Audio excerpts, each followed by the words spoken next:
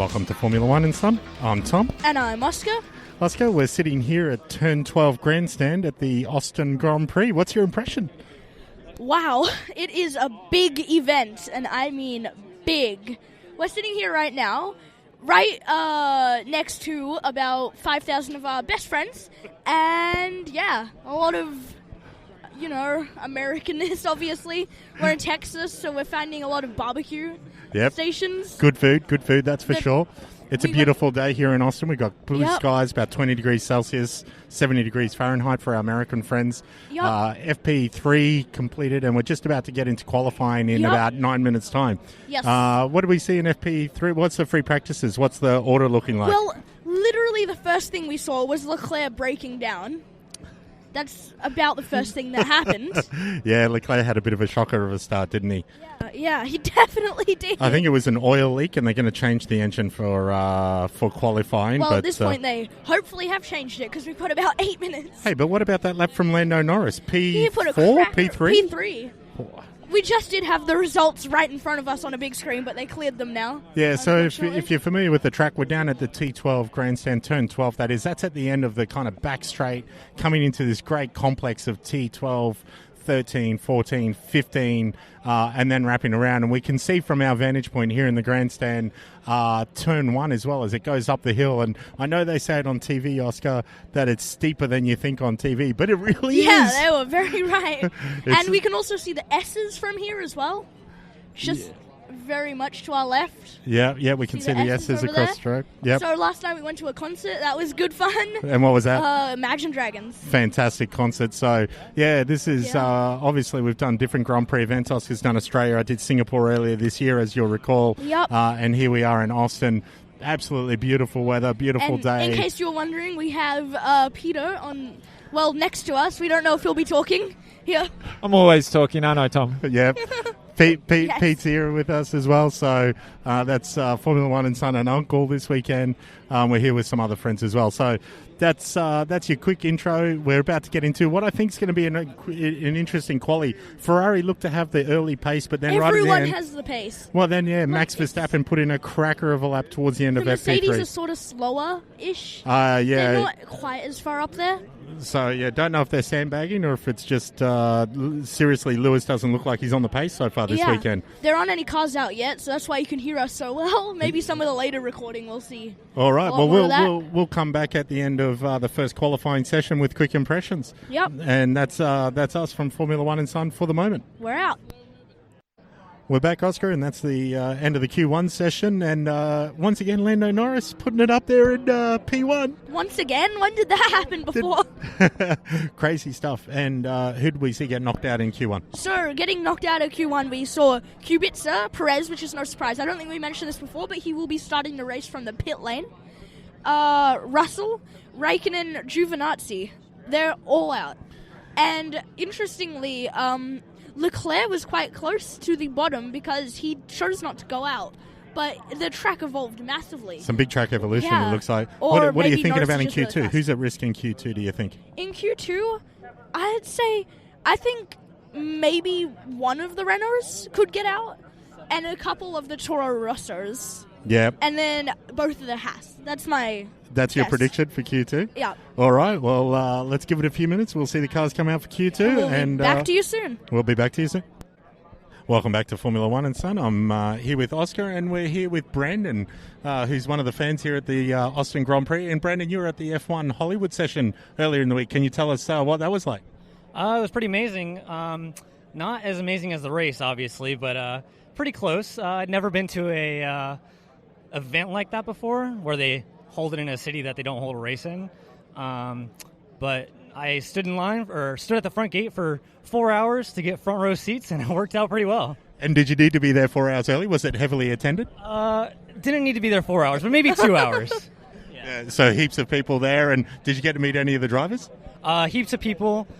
Didn't get to personally interact with the drivers. Daniel Ricciardo came by and gave me a high five. Bottas was about 5 feet away from me. Verstappen was about 5 feet away from me, and I said hey to Albon, and he looked over at me. Well, I'm very jealous about the Ricciardo high five. So Same here. Yeah. And you got to see some pretty sick burnouts there by Bottas, it looked like. Yeah, all of them actually. They were all doing donuts right in front of us. It was pretty sweet. They would go up and down the road, and they had the old V8s there, so it's great to hear them downshifting and crackling throughout the streets of Hollywood. So running the old spec cars, were they? Yeah, they had 2011 two Red Bulls, a Lotus Renault, and the 2017 W08 Mercedes. And be honest, they sound way more awesome than the current cars, don't they? Yeah, I had to hold my ears for the old cars, and Bottas was lighting it up right in front of me. I didn't have to hold my ears for that at all. So, who are you going for this weekend? I'd love to see Norris do something. He's doing pretty well in qualifying so far. He's pretty awesome. Yeah, we just need something tragic to happen right now so that Norris can start P1, and it's all good. Yeah. Are you a Norris convert? I'd say that since I've seen him this weekend and throughout the year, I've definitely liked him a lot. I mean, I'm usually a Ricciardo or a Bottas fan, but Norris has definitely converted me for sure. Yep, I think we're going to have to cut this interview short. Q2 just started, but thank you for your time. Thanks, Brendan. Appreciate it. Thank you. So we are back after an interesting Q2 with the results, and all I have to say is good job, Ricciardo. What did he come through at P9? He came through in P9, and he did it pretty convincingly.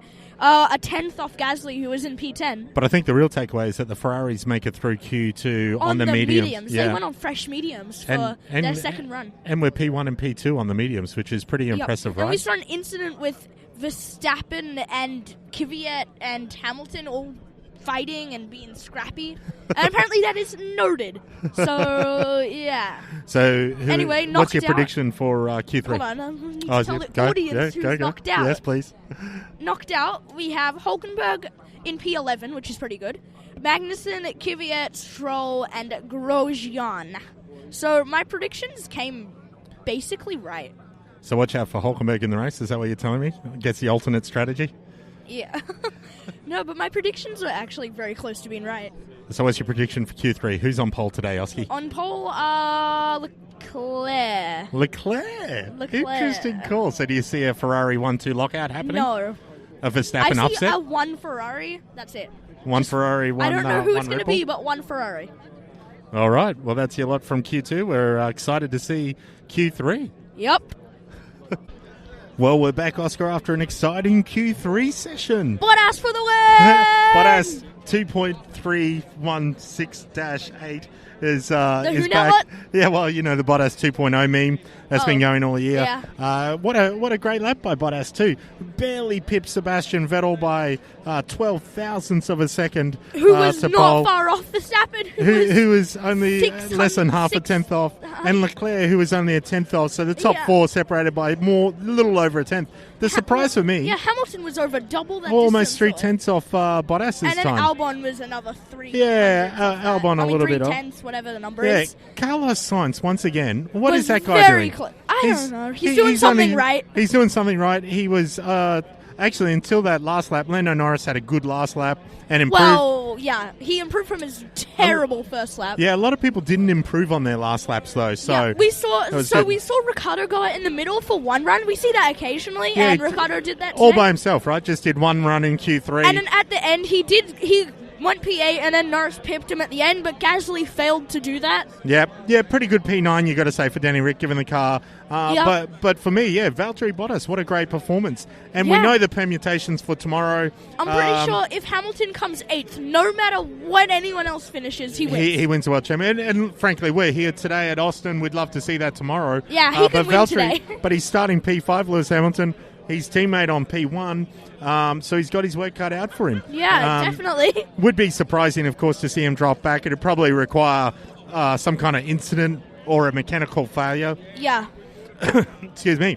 So, great qualifying session here. The atmosphere at Austin is fantastic. Packed crowd here for the qualifying session. Beautiful weather.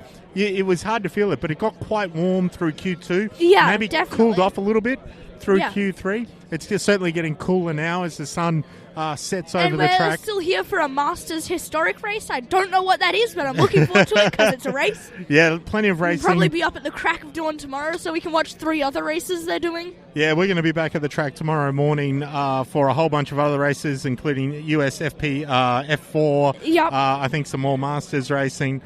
some other stuff, and then of course the main event at about 1 p.m. local time.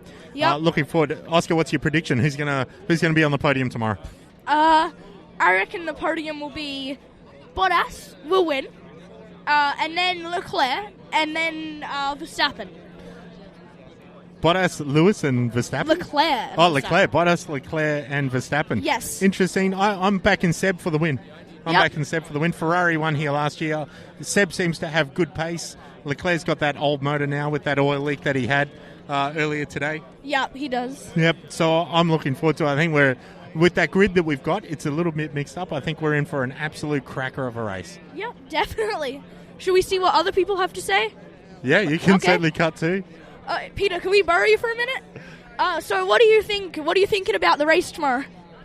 Look, I think it was a really interesting qualifying. It's like a multicoloured grid for the top 6. I mean, it's still the top 3 teams, but look, I reckon the Ferraris look pretty strong, but I think you can't go past the Mercedes. I think, my pick would be for Hamilton or Bottas for the race. Okay. And do you think Hamilton will win the championship tomorrow? Yeah, definitely. I think, look, he's been nearly winning the championship for the last couple of races. I think Austin's going to be the place where it confirms he is the champion. Once again, he's a great driver and he's great for the sport. I certainly hope so. I'm looking forward to see some donuts near where we're sitting. All right, well, that's your lot from qualifying here at the US Grand Prix in Austin, Texas. And we look forward to an exciting race tomorrow where we'll, of course, be giving all of the details in our post-race podcast. Yep, see you later from Austin, Texas.